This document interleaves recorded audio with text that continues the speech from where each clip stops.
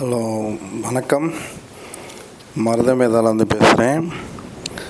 நம்ம மருத மேதாலேருந்து நம்ம என்ன பார்க்க இன்றைக்கி என்ன பார்க்க போகிறோம்னா, நம்ம வந்து தாமரை கிழங்குலேருந்து வத்தல் வடகம் ரெடி பண்ணி கொடுத்துட்ருக்கோம்.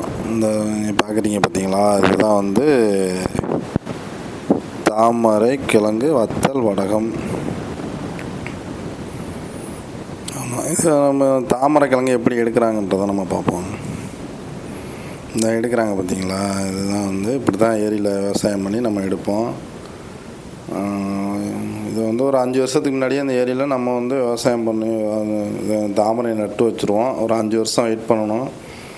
வெயிட் பண்ணதுக்கப்புறம் தான் நமக்கு இந்த மாதிரி கிழங்கெல்லாம் கிடைக்கும். ஏன்னா அது தாமரை அந்த ஏரி ஃபுல்லாக படர்ந்து போகிறதுக்கே ஒரு 5 வருஷம் ஆயிரும். ஆமாம், இந்த மாதிரி தான் வந்து கரை ஓரத்தில் வெட்டி எடுப்பாங்க.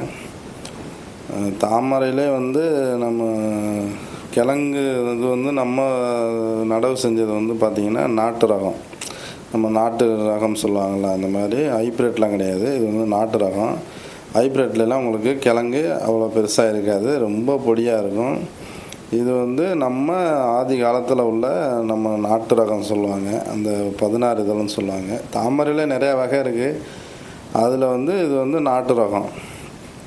இந்த நாட்டு ரகத்தில் மட்டும்தான் கிழங்கு நல்லா பெருசாக வைக்கும், டேஸ்ட்டாகவும் இருக்கும். அந்த கிழங்கு சூப்பராகவும் இருக்கும், டேஸ்ட்டு சூப்பராக இருக்கும். இந்த மாதிரி கிழங்கு எடுத்து நமக்கு கழுவி தந்துடுவாங்க. இந்த மாதிரி தண்ணியில் ஊற வச்சு சேறு சகதி இல்லாமல் மண் இல்லாமல் நமக்கு கழுவி அதுக்கப்புறம் நமக்கு எடை வச்சு தந்துடுவாங்க. நம்ம இதை எடை வச்சு அவங்களுக்கு பணம் கொடுத்துருவோம்.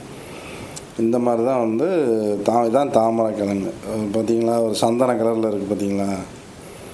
ஆமாம், இது வந்து கரெக்டாக முதிர்ச்சி அடைஞ்சிருக்கு இந்த கிழங்கு. இந்த பக்குவத்தில் நம்ம எடுத்தோம்னா தான் அந்த வத்தல் வந்து ஒரு மாவு தன்மையோடு நல்லாயிருக்கும் இந்த கிழங்கு. அதனால் நாங்கள் வெயிட் பண்ணுவோம். வருஷம் எந்த கிழங்கு இதாக நல்லா முதிர்ச்சி அடைஞ்சிருக்கு அப்படின்றத நம்ம பார்த்துட்டு அது வரையும் நம்ம வெயிட் பண்ணி தான் இந்த கிழங்கு இது பண்ணுவோம். ஆமாம், இந்த எடுக்கிறாங்க பார்த்தீங்களா, இதுதான் தாமரை கிழங்கு. இதில் இருந்தால் நம்ம வத்தல் வடகம் ரெடி பண்ணி கொடுத்துட்ருக்கோம். ஆமாம், தாமரை கிழங்கை ஏன் நம்ம எடுத்துக்கணும் அப்படின்னா வந்து ஆட்டுக்கு ரொம்ப ரொம்ப நல்லது, இதயத்துக்கு.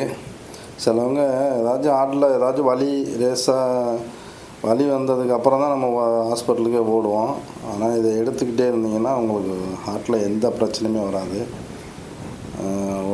சித்தாலே சொல்லியிருக்காங்க, உடம்புல எந்த வியாதியுமே வரக்கூடாது இந்த தாமரை கிழங்கு வந்து நம்ம சாப்பிட்டுட்டே இருந்தோம்னா.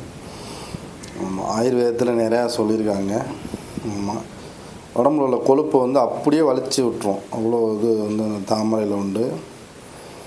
ஆமாம், அது அப்போல்லாம் ஹார்ட்டு தான். ஹார்ட்டை வந்து ரொம்ப அழகாக பாதுகாக்குமா அந்த இது தாமரை வந்து பாதுகாக்கும். ஆமாம் ஆமாம், இப்படி தான் எடுப்பாங்க கிழங்கு. இந்த மாதிரி தான் வந்து வயசானவங்க. நீங்களாம் மம்பட்டி வெட்டுறதுக்கெல்லாம் ஆள் இல்லை, ஏன்னா வெட்டுறதுக்கு முடியலை, யார்கிட்டையுமே ஸ்ட்ரென்த்தே இல்லை. ஆதி காலத்தில் உள்ளவங்க இவருக்கெல்லாம் வந்து ஒரு 90 வயசாகுது, இன்னமும் நம்பட்டி பிடிச்சி வெட்டுறாரு. காரணம் என்னென்னு கேட்டிங்கன்னா, அவர் இந்த சாயங்காலம் அதை வெட்டி முடிச்சுட்டு அவர் 1 கிலோ வீட்டுக்கு எடுத்துகிட்டு போயிடுவார். குழம்புக்கு கொண்டு போயிட்டு 1 கிலோ குழம்பு வச்சு சாப்பிடுவார். இதில் பாருங்கள், வெட்டுறவங்க பூராவுமே வயசானவங்க தான் இருப்பாங்க.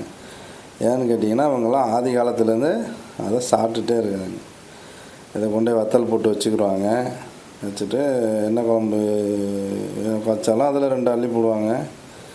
கூட்டு பொரியல் அவியல் எல்லாமே செய்யலாம், வறுத்தும் சாப்பிட்லாம். ஆமாம், இது ஆள் பார்த்திங்கன்னா நம்மள்ட்ட வேலை பார்க்குறவங்க பூரா ஸ்லிம்மாக இருப்பாங்க. ஏன்னு கேட்டிங்கன்னா உழைப்பு அந்தளவுக்கு சாப்பாடு. வயசு இவருக்கெல்லாம் வந்து ஒரு 70 இருக்கும். 70 வயசில் எப்படி வெட்டுறாரு பாருங்கள்.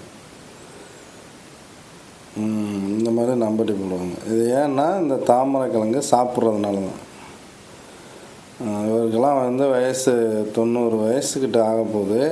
இவருக்கெல்லாம் எதுவுமே இல்லை, பிபி சுகரு கொலஸ்ட்ரால் எதுவுமே இல்லை. ஆமாம், இவருக்கெல்லாம் எந்த வியாதியே இல்லை. இவரை சொல்கிறாரு, இதுவரையும் ஊசியே போட்டதில்லை, மாத்திரை தின்னதில்லை, ஊசி போட்டதில்லைங்கிறாரு. ஆனால் எப்படி வெட்டார் பாருங்கள். காலைல வெட்ட ஆரம்பிச்சுன்னா சாயங்காலம் வரையும் வெட்டுவார். இது வரைக்கும் இவரெல்லாம் வாழ்க்கையில் ஊசி போட்டதே இல்லை, மாத்திரை சாப்பிட்டதே இல்லைங்கிறாரு. ஆச்சரியமாக இருக்குது. ஆமாம், எப்படி வெட்டுறாங்க பாருங்கள். இந்த மாதிரி வெட்டினாவே உடம்பு அவ்வளோ இதாக இருக்கும். ஆமாம், இந்த மாதிரி தான் எடுப்பாங்கன்னு பாருங்கள். கொஞ்சம் தண்ணிக்குள்ள எடுக்கிற மாதிரி இருந்தால் இந்த மாதிரி உட்காந்து எடுப்பாங்க. ரொம்ப ஹார்ட் ஒர்க் பண்ணுவாங்க. அவங்க பண்ணுறத பார்த்தா நமக்கே ஒரு ஆச்சரியமாக இருக்குது. என்னடா இப்போது இப்படிலாம் நம்பட்டி போட்டு மண் இழுத்து சேறு சேதியெல்லாம் போட்டு இழுக்கிறாங்க, எப்படி இழுக்கிறாங்க அப்படின்னு. நான்லாம் வந்து ஒரு 10 கொட்டை போட்டோன்னா டயர்டாயிருவேன். ஆனால் இவங்க பொழுதைக்கு விட்டுவாங்க. ஆச்சரியமாக இருக்கும். எப்படி ஒரு மனுஷனால் இப்படியெல்லாம் உழைக்க முடியும், எப்படி அப்படின்னா அது அந்த காலத்து சாப்பாடு. அந்த காலத்து சாப்பாடு. இவரெல்லாம் இப்போ நம்மளோட ஜென்ரேஷன் தான் அவர். ஆனால் உடம்பு ரொம்ப ஸ்லிம்மாக வச்சுருப்பார். வெளியின கலட்டோம்னா வயிற்றில் 6 பேக்கே இருக்கும், அந்த மாதிரி வச்சுருப்பார். ஆனால் ஏன்னு கேட்டிங்கன்னா சாப்பாடு அந்த மாதிரி சாப்பாடு. அவங்க அதிகமாக குழம்பு காயெல்லாம் வாங்க மாட்டாங்க. இந்த கிழங்கே கொண்டு போய் மொத்தமாக எல்லோரும் அவங்க தஞ்சாவூர் இங்கே தங்கி வேலை பார்க்குறாங்க. இந்த மாதிரி கிழங்க சாயங்காலம் இந்த கிழங்கை கொண்டு போய் வெட்டி ஒரு பொரியல் மாதிரி பண்ணி சாப்பிட்ருவாங்க. குழம்புல யூஸ் பண்ணிப்பாங்க. இந்த ஊரெலாம் பாருங்கள், வயசு 60-65 வயசு ஆகுதுங்கிறாரு. ஆனால் இன்னமும் மாப்பிள்ளை மாதிரி இருக்கார்.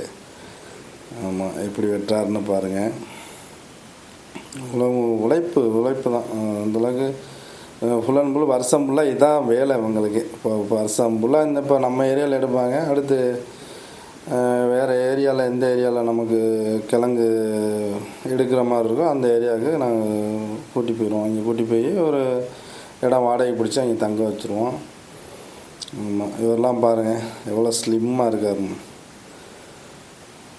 தாமரை கிழங்கு தான் சாப்பிட்றாரு. நல்லா உழைக்கிறாங்க. ஆனால்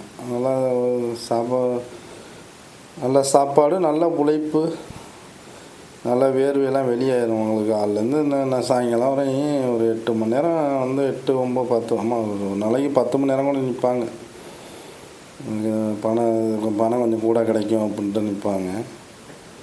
பாருங்கள் எவ்வளோ ஸ்லிம்மாக. இதில் வெட்டுற ஆள் பூரா ஒரு ஆள் கூட கனமாக இருக்க மாட்டாங்க. நீங்கள் பார்த்துருப்பீங்க, எல்லாமே ஸ்லிம்மாக தான் இருப்பாங்க. ஆமாம், இந்த மாதிரி கிழங்கை நம்ம எடுத்துகிட்டு இந்த மாதிரி நம்ம ஆள் வச்சு நம்ம அந்த வேரை அணுக்கணும். வேரை அணுக்கி வேரை அணுக்கிற பாருங்க. அங்கிட்ட வேரை அணுக்கிட்டு அதுக்கப்புறம் தான் நம்ம மிஷினில் கொடுத்து ஸ்லேஸ் பண்ணுவோம். இந்த மாதிரி வேரை அணுக்கிட்டு 2 பக்கட்டும் வேர் வரும். அவங்க கணக்கணுவாக இருக்கிறத வேர் இருக்கும். அதெல்லாம் அணுக்கிட்டு அதுக்கப்புறம் இந்த மாதிரி ஆள் வச்சு அவங்க அணுக்கி தந்துடுவாங்க. இவங்க அணுகி தந்ததுக்கு அப்புறம் நம்ம இதை மிஷினில் கொடுத்து ஸ்லேஸ் பண்ணுவோம். திக்னஸ் கஸ்டமர் கேட்குறதுக்கான பண்ணுவோம். 5 mm கேட்பாங்க சில பேர், 3 mm, சில பேர் 2 mm கேட்பாங்க. இந்த மாதிரி மிஷினில் கொடுத்து நம்ம இப்படி விட்டு நம்ம மிஷினில் கொடுத்து கையிலே வெட்டினா ரொம்ப ஆள் சம்பளம் கூலியெல்லாம் அறுத்துட்டு போயிடுன்றதுனால இப்போ முன்னாடிலாம் கையில் தான் வெட்டிக்கிட்டு இருந்தோம். இப்போ கொஞ்சம் மிஷின் வந்ததுனால இப்போ மிஷினில் போட்டு வெட்டுறோம். ஆமாம், இந்த மாதிரி தான் மிஷினில் கொடுத்து ஸ்லேஸ் பண்ணுவாங்க. இந்த மாதிரி வெட்டுறாங்க பாருங்கள், ஒரு பையன் வெட்டுவார்.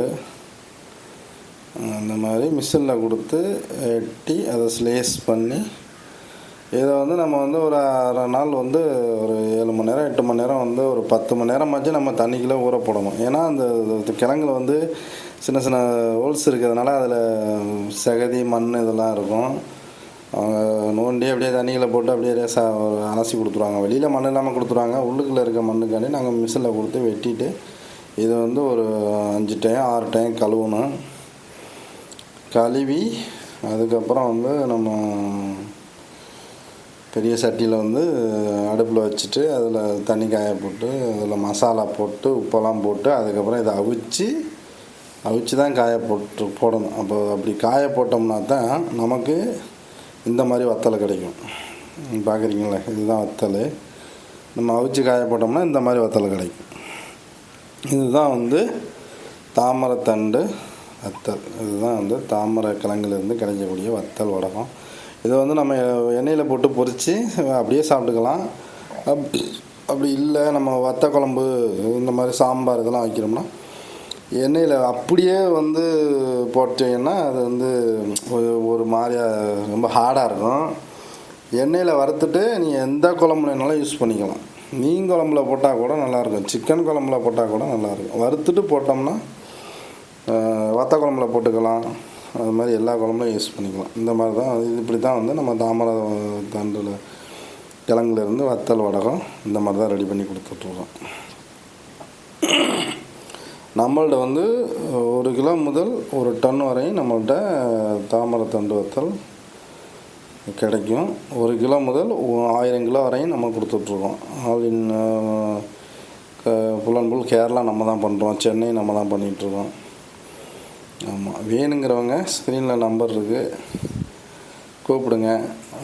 கொரியர் மூலமாக நம்ம அனுப்பிச்சி தருவோம். இந்த மாதிரி 1 கிலோ பாக்கெட்டும் போடுவோம், 1/2 கிலோ பாக்கெட்டும் போடுவோம்.